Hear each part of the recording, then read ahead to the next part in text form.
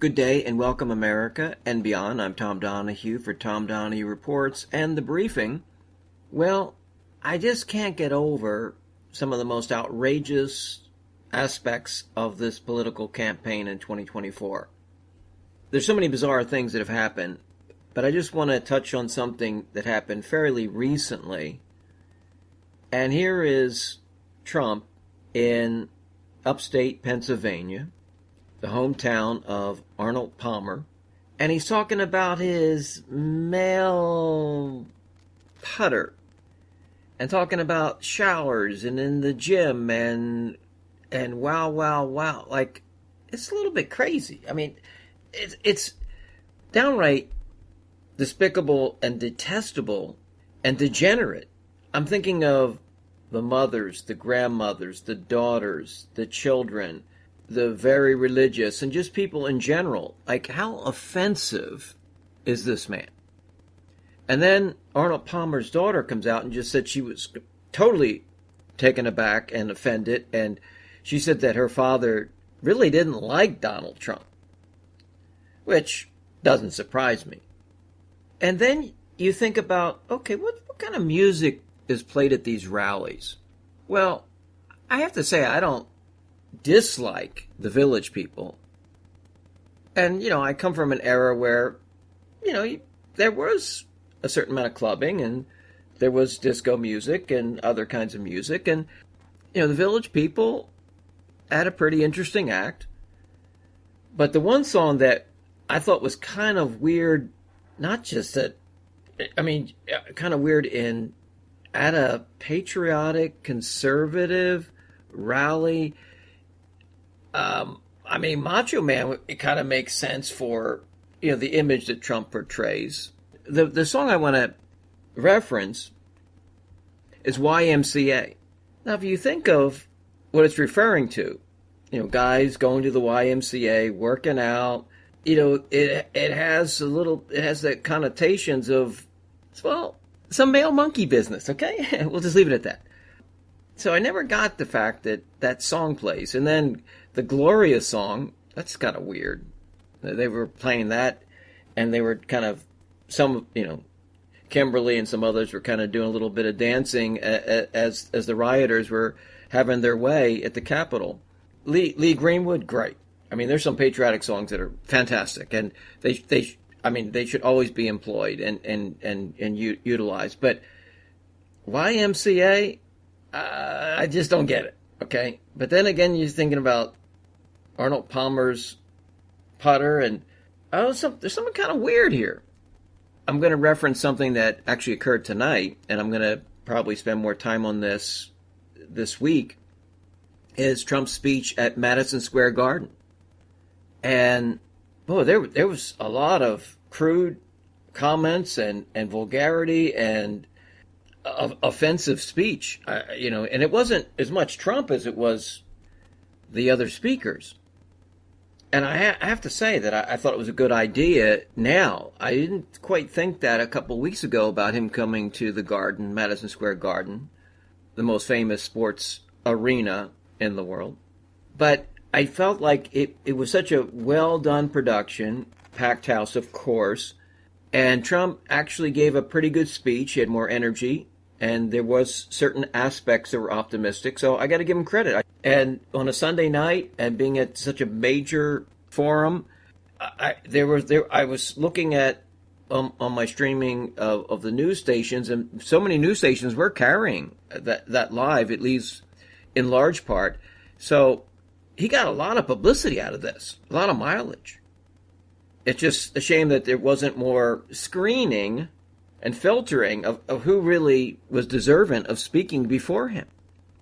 But the point I was going to make was, circling back here, is that Melania looked, a 10 plus, there's no doubt, 11, whatever. Always looks gorgeous, looked, phenomenal. And she gave a good little introduction. She's made very rare appearances around him. I think the only other appearance that she made with him, it wasn't on the campaign trail, it was at the RNC. Then you see the embrace.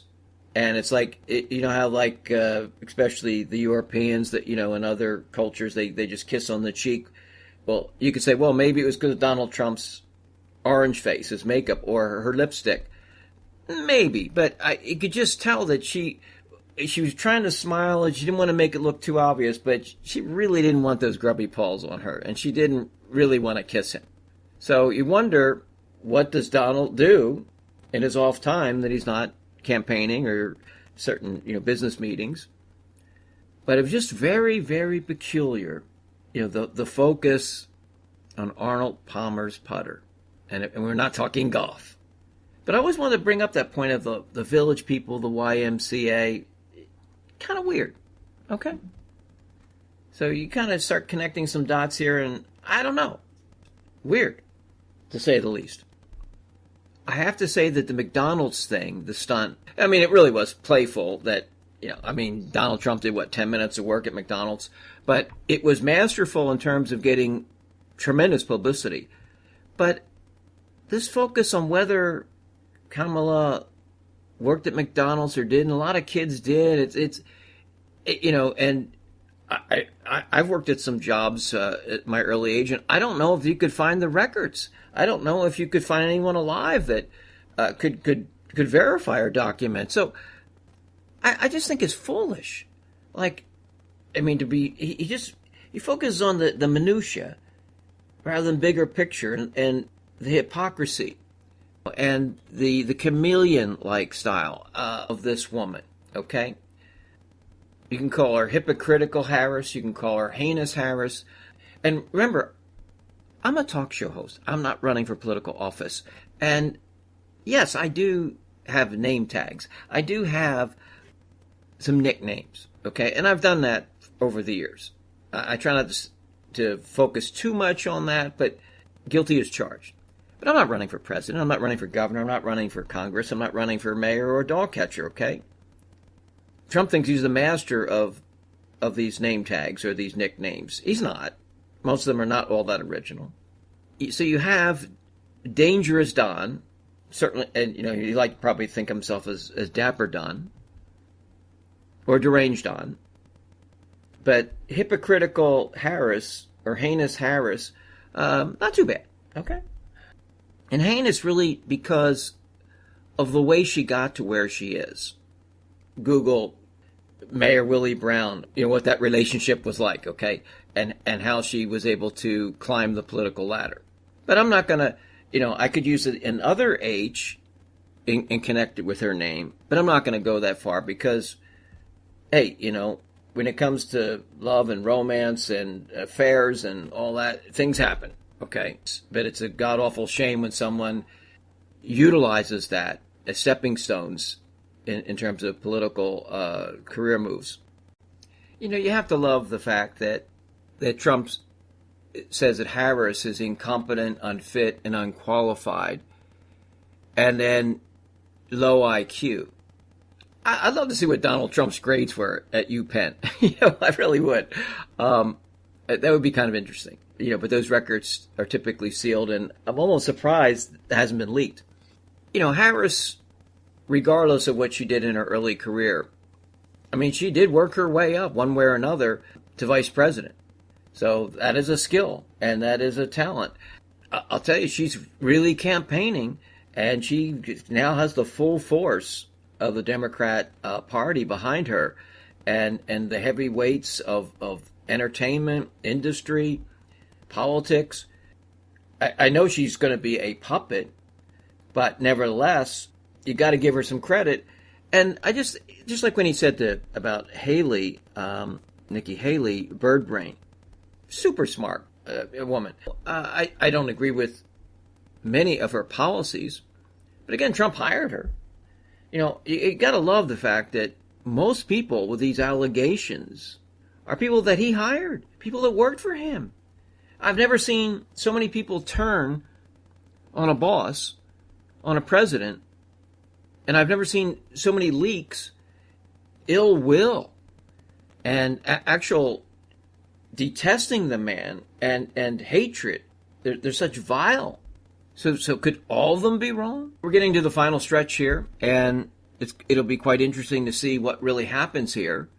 Trump with enemies from within, and the retribution and grievance tour, and the dark MAGA aspects of this is really just over the top. And I think part of the reason that Trump says so many outrageous things is that he's almost normalized this behavior. People have just come to accept it. Oh, that's just Donald Trump. So the more outrageous it is, you're just like, oh, okay. Where if this had happened to anybody else, if this would have happened prior to Trump, I mean, there'd be such moral outrage, and people would be just so livid and so, out of their minds. But Trump just says one thing after the other and does one thing after the other, and it's like you're being hit with tsunami after tsunami, and you just accept it almost. He's really conditioned this country to accept, such, ridiculous and also bizarre behavior. And I don't think anybody in their right mind would think that, oh, I would love my kids to behave like Donald Trump. Or you want to be in a relationship and say, oh, I'd like to be treated this way. But the blinders are on.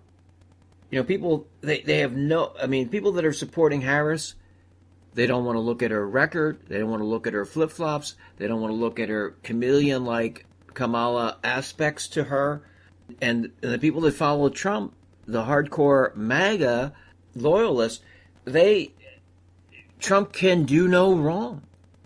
So they're really now, it's not about truth. It's not about character. It's not about morals. It's just pure politics. And people want to be led. They don't want to be a leader. They want to follow some man or woman, follow some cause or some movement, and not question any of this. Well, let me just tell you something. I will question everything and anything, and I will stand up, and I will resist. So it is about doing the right thing. People say, well, the right thing would be, the lesser of the evils, or you just got to be, a MAGA man. No, I don't. And I will not be. And I never even called myself MAGA, even when I voted for him twice before. I just said, this is a little bit creepy. This, there's just too much of this worship. Now I don't worship any human being, okay? I don't follow any human being. I'm not led by any human being, okay? Anyway, enough said here on this briefing. Until we meet again, Tom Donahue Reports, The Briefing. Have a great night.